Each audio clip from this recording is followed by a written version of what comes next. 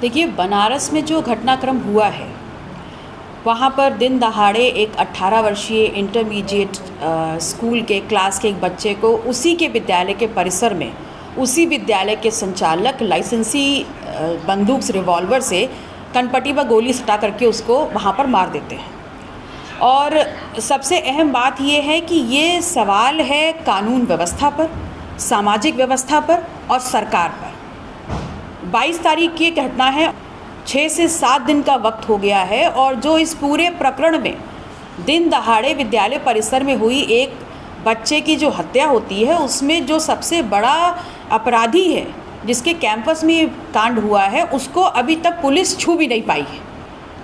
इसलिए नहीं छू पाई है क्योंकि जो वाराणसी के जो सांसद हैं श्री नरेंद्र मोदी जी, उनका निकटतम व्यक्ति है वो, उसका इतना रसूख है कि पुलिस बैकफुट पे है। तो ऐसे में ये सवाल जितना सरकार के लिए है, जितना कानून व्यवस्था के लिए, उतना समाज से के लिए भी है कि क्या ये जो ओबीसी समाज है, इसका वर्तमान और इसका भविष्य दिन दहाड़े हम अपनी आंखों से मरते हुए देखना चाहते हैं। जिस स्कूल में हम अपने बच्चे को पढ़ने के लिए भेजते हैं, वो घर की सीमा के बाहर का हमारा दूसरा घर होता है।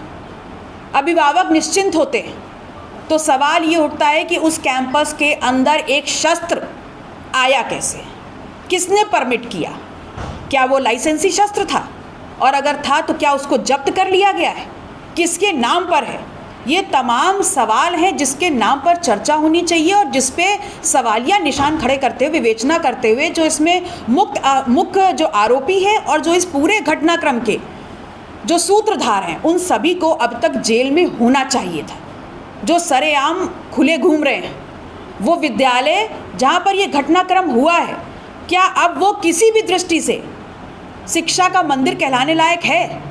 अगर ये कहीं और घटित होता और अगर सांसद का निकटस्थ होने की वजह से संरक्षण प्राप्त नहीं होता, तो अब तक वो बिल्डिंग धराशायी कर दी गई होती। लेकिन वो खुला घूम रहा है, उस पर कोई कार्रवाई नहीं हुई है। ये सवाल है हमारा। मैम, पुलिस का कहना है कि आपने उनके साथ मिसबिहेव किया, कि आप लोगों के लोगों ने मिसबिहेव किया उनके साथ। देखिए, साफ साफ बोलिए ना, साफ साफ बोलिए ना।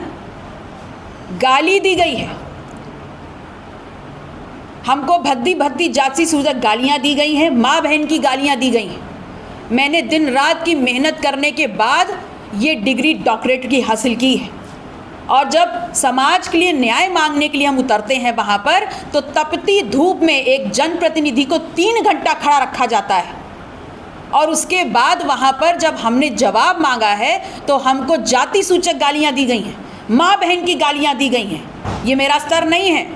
और आपके माध्यम से जो उत्तर प्रदेश के सूबे का सबसे बड़ा पुलिस का अधिकारी है, डीजीपी, मैं वो तमाम गालियाँ आपके माध्यम से उनको वापस करती हूँ। और इसलिए वापस कर रही हूँ क्योंकि दिन दहाड़े एक ओबीसी समाज के लड़के को मार दिया जाता है और उसका गुनहगार अभी भी खुला घूम रहा है। उसको पकड़ने की हैसियत उनकी नहीं है, लेकिन अपनी छाती पर कम से कम इन गालियों का तमगा लगा करके वो अपने आप को गौरवान्वित महसूस कर सकते हैं। किस तरीके का एक्शन आप चाहते हैं, क्या होना चाहिए इस केस पे? देखिए, एक्शन हम क्या, संपूर्ण बनारस अपने बनारस के सांसद से चाहता है कि इस वक्त आप राजनीति मत करिए। इस वक्त महत्वपूर्ण बिंदु ये है कि वो व्यक्ति जो है, जिसको संरक्षण आप दे रहे हैं, उसको सबसे पहले जेल के अंदर होना चाहिए। तमाम बिंदुओं पर कार्रवाई होनी चाहिए। वो विद्यालय को निस्तो नाबूद कर देना चाहिए। वो सीज क्यों नहीं हुआ, इसका जवाब हमको चाहिए।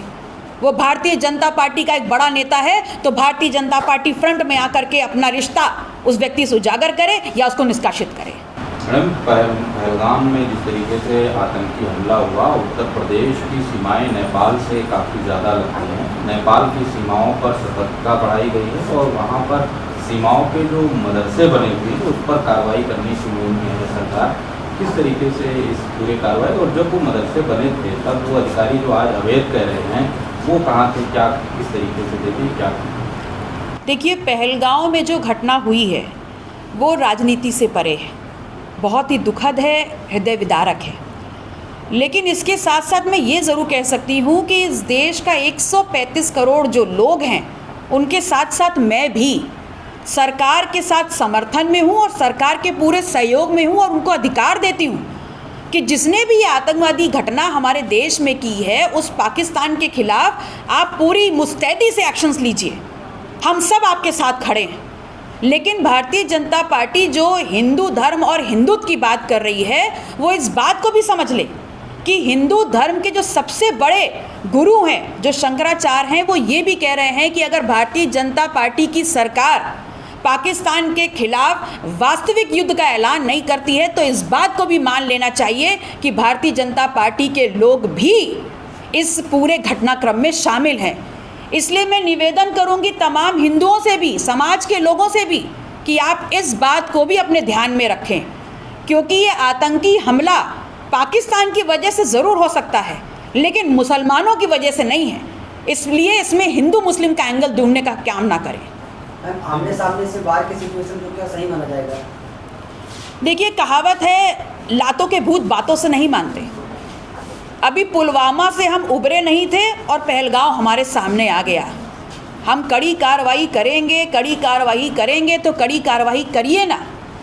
इस देश का एक एक व्यक्ति, हर राजनीतिक दल, हर राजनेता, इस देश की 135 करोड़ जो जनसंख्या है वो आपके साथ समर्थन और आपको पूरा अधिकार दे रही है कि आप वास्तविक लड़ाई में उतरिए, आर पार की लड़ाई लड़िए और परिणाम हासिल करिए।